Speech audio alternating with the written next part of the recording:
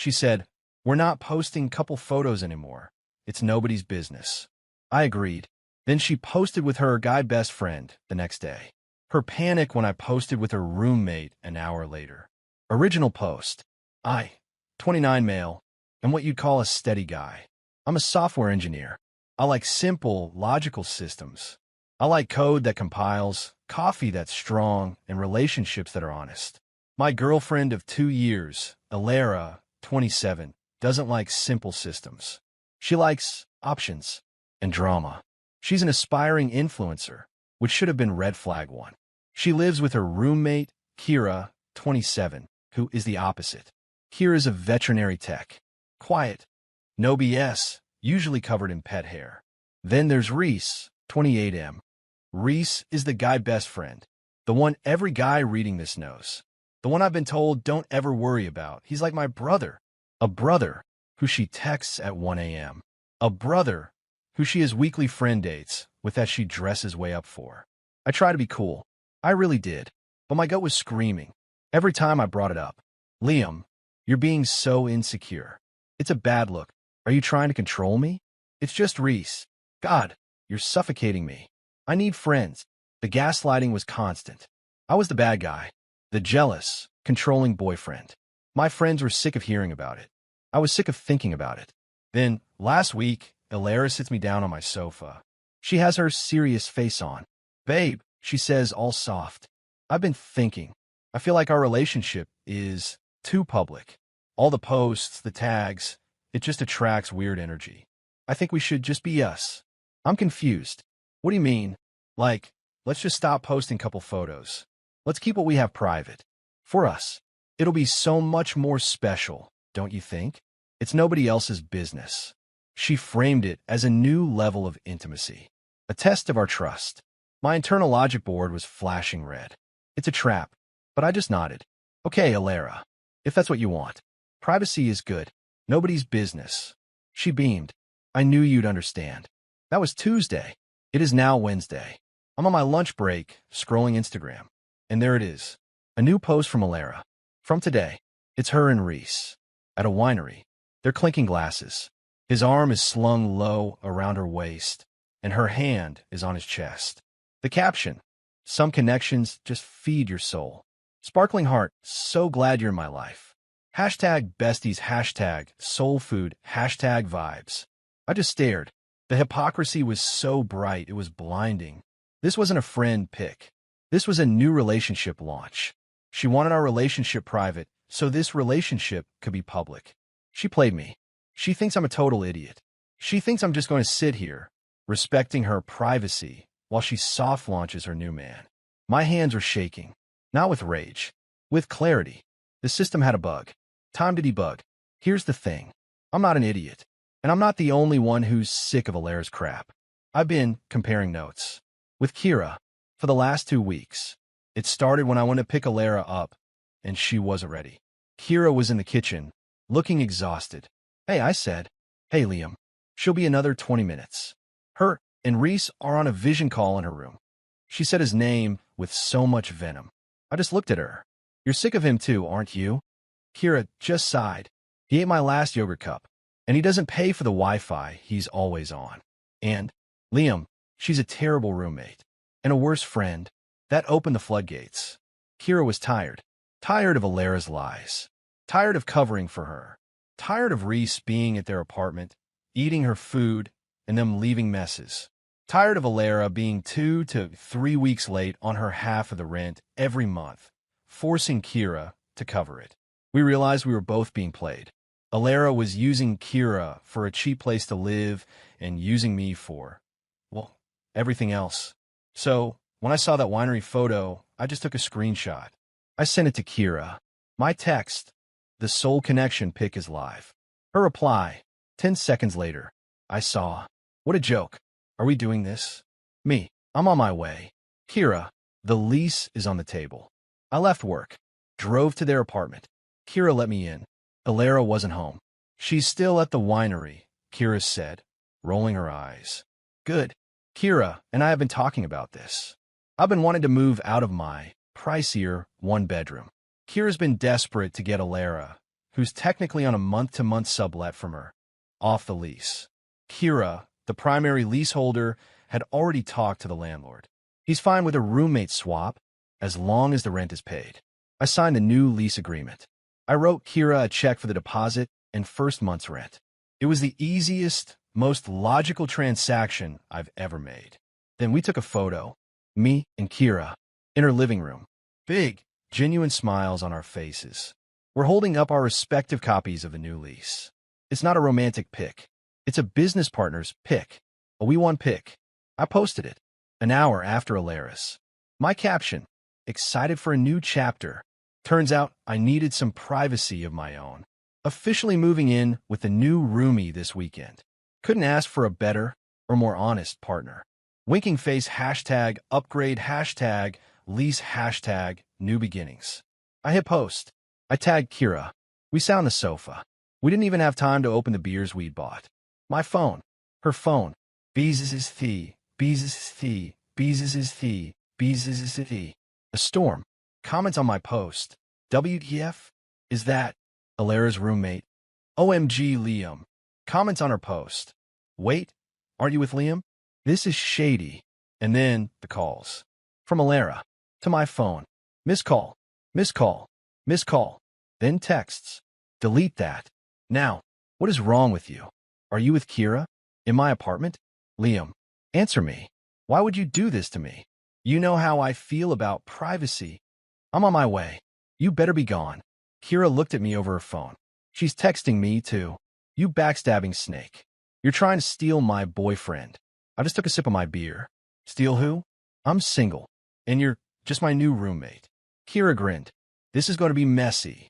Yep, I said. But at least it'll be logical. Update 1. It's been a week. I'm writing this from my old apartment, surrounded by boxes. The move is this weekend. And yes, it got messy. So, about 20 minutes after the post, Alara burst through the apartment door. She must have broken speed limits. Reese was with her. He looked confused, like a golden retriever who just got yelled at. Kira and I were still on the sofa. We didn't move. Alara was vibrating. Her face was splotchy red. What is this? She shrieked, holding up her phone, showing my post. It's a picture, Alara, I said calm, of me and my new roommate. You're new. You're moving in with her. She pointed at Kira like she was something she'd scraped off her shoe. Yep, we just signed a lease. This is my apartment. Kira finally spoke up, her voice sharp. No, Alara. It's my apartment. My name is primary on the lease. You've been subletting from me, and you've been a nightmare. You're late on rent, you and She gestures at Reese. Eat my food, and I'm done. Your 30-day notice is on your door. Alara's jaw unhinged. She hadn't even seen the legal notice Kira had taped to her bedroom door. You planned this. You were sleeping with him, she screamed at Kira. Nope, Kira said, popping a chip in her mouth. But I'm taking his half of the rent, which I know he'll pay on time. Unlike you. This isn't about rent, you snake. This is about him. Alara whirled on me. You're breaking up with me. For her? After I specifically asked for privacy? You did this to humiliate me. This was the part I'd been waiting for. The full 180-degree victim flip. Let's be logical, Alara, I said, standing up. First, I broke up with you in my head the moment you posted a picture of your soul connection with his hand on your ass. Reese actually flinched. Hey man, it wasn't like that.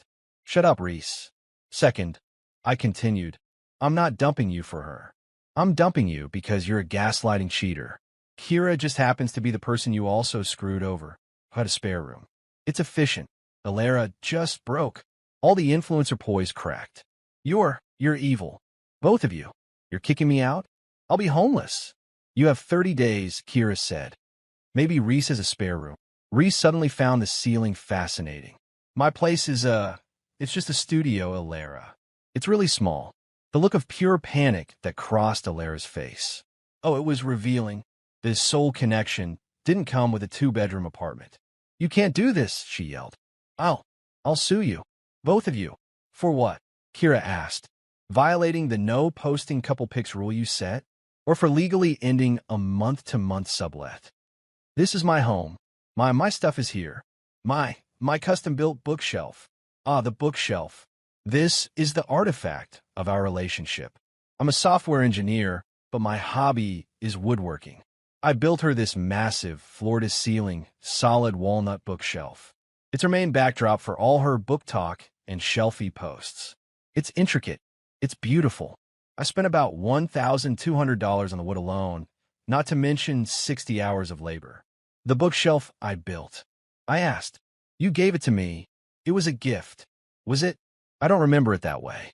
I remember you promising to pay for the materials, and then just not. You're bringing up money? Now, you're going to take my bookshelf, too? You're a monster. I'm a monster who wants his $1,200 bookshelf. Add it to the list of things you need to figure out in the next 30 days. Now, Kira and I have to plan the move. You should probably go. Alara and Reese just stood there, stunned. Reese, to his credit, tried one more time. Look, can't we all just talk this out? She's passionate. She's a liar, Kira said. And I'm done, I said. Please get out of your new roommate's apartment. The emphasis on new did it. Alara let out a sound like a dying animal and stormed out, Reese scrambling after her. I thought that was it. Nope. 2 days later, I get an email. Not from Alara. For her father. Her dad is a small-time personal injury lawyer. It was a formal-looking PDF. A cease and desist and letter of demand. It was a work of art. It accused me of intentional infliction of emotional distress for my callous and humiliating Instagram post. Conspiracy to commit fraudulent eviction with Kira. Unlawful conversion of her personal property, the bookshelf. It demanded I immediately A. cease all plans to move into the apartment, B. pay Alara $10,000 in damages for her distress, and C. issue a public apology. If I didn't comply in 48 hours, he would pursue all legal remedies. I stared at it. $10,000 for being cheated on and then moving. The entitlement was breathtaking. I forwarded the email to Kira. She texted me back 2 minutes later. My aunt is a partner at big, scary law firm. She hates bullies, and she loves pro bono family cases. Wanting to have her send one back. Yes, I do. This just got logical and a lot more fun. Final update. It's been 2 months. I'm writing this from the sofa in my new/old apartment. Kira is in the kitchen making tea. The solid walnut bookshelf is against the far wall, covered in her plants and my vintage game consoles. It looks right. So the legal threats. Kira's aunt, Celeste, is not a small-time PI lawyer. She's a high-powered corporate litigator who apparently lives for this kind of family drama. She drafted a letter that was terrifying. It was 10 pages. It included a very detailed breakdown of state tenant sublet law and how Alara's 30-day notice was not only legal but generous. A copy of Alara's month-to-month sublet agreement, which she had clearly never read. A motion to dismiss any frivolous claims, and a threat to countersue Alara's father personally for abuse of process, and to file a formal complaint with the state bar for using his legal standing to intimidate a private citizen on behalf of his daughter in a domestic dispute. As for the bookshelf, it included my receipts for the $1,200 of lumber and a screenshot of a text from Alara saying, OMG, I'll totally pay you back for the wood next month. I'm just a little short RN. From 18 months ago, it concluded by stating that any further contact from him or Alara would be considered harassment. The silence from Alara's dad was absolute. He dropped it instantly. This, however, meant Alara had to actually move. The 30 days were a trip. She tried everything. First, she tried to get Kira's landlord to void our new lease. She called him crying, saying Kira and I were ganging up on her and forcing her out. The landlord, who Kira has paid on time for 5 years, basically told her, your sublet is with Kira. I approved a new tenant. It's not my problem. Then she tried to turn our mutual friends against me.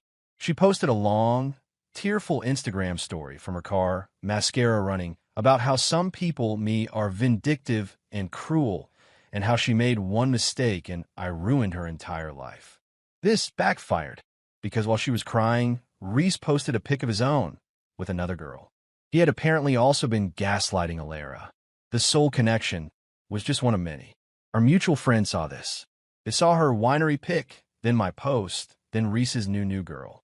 Alara didn't look like a victim. She looked like she'd placed a bad bet and lost. Move out day. This was the grand finale. Kira and I were both there to supervise. Alara showed up, not with her dad, not with Reese, with two random guys from a TaskRabbit app. She was quiet, sullen, defeated.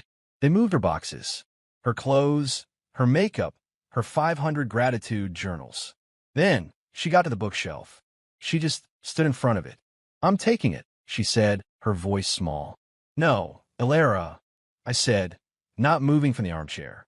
"We've been over this. It's not yours. It's mine. It's part of me. It's part of my bank account," I said. "And my weekend. It's staying." "Please, Liam," she tried. Actual tears now. Don't do this. It's the only good thing I have." This was the one moment. I almost felt bad. Almost. Then Kira spoke up. "The only good thing you had, Alara. But you didn't pay for it. Just like you didn't pay your rent on time. Just like you didn't respect me or Liam. It's not yours. The movers are waiting. Get your last box and go." Alara just crumpled. She looked at me. I hate you. I hate you."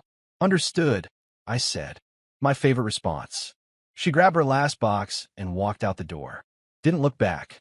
The aftermath. So me and Kira were roommates. And it's easy. It's so easy. We split the bills 50-50 on the dot. We have a chore wheel. We watch old movies. We don't have to guess what the other is thinking. Turns out when you survive a mutual narcissistic friend, you have a lot to talk about. It's not some fiery, dramatic romance. It's better. It's calm. It's respectful. We're happy. Genuinely. The revenge wasn't just the post. The post was just the first domino. The real revenge was me and Kira building a peaceful, stable, honest life, using the space Alara left behind. The real consequence is that Alara is gone. Heard she's living back with her parents. Her influencer career is not influencing. She's stuck with the consequences of her privacy rule. Reese is who cares. Last night, Kira and I were sitting on the sofa. I was reading. She was scrolling her phone. The bookshelf was behind us, looking solid. "You know," she said, she posted again. A long rant about toxic men and fake friends. "Huh," I said. "She's really miserable." I thought about it. I thought about the gaslighting, the lies, the $10,000 demand. I looked at Kira. I looked at our very clean apartment. "Good," I said, and I went back to my book.